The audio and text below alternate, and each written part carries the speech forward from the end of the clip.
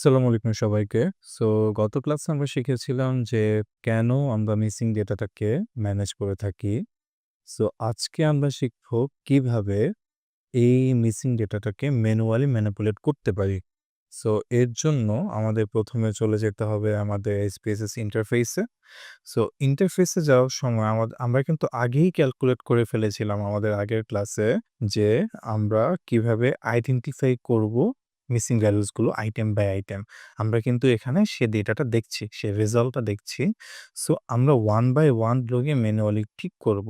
So সেটা ঠিক করার জন্য আমরা লেটস সে একটা আইটেমকে আমরা টার্গেট করি। ধরে নিলাম এটা TC3। এটাতে আমরা দেখছি যে ২ টো আইটেম, ২ টো আ ডেটা হলো গিয়ে মিসিং ডেটা হিসেবে আছে।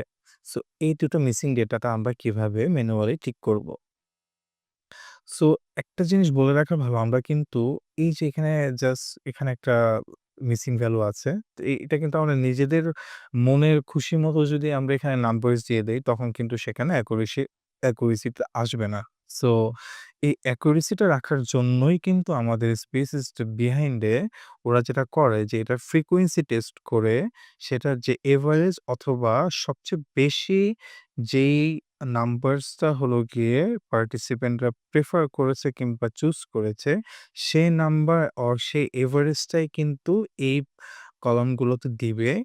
অ্যান্ড তখনই কিন্তু এর যে রেজাল্টটা আছে সেটা অ্যাকুরেসিটা এট মোস্ট এ থাকবে।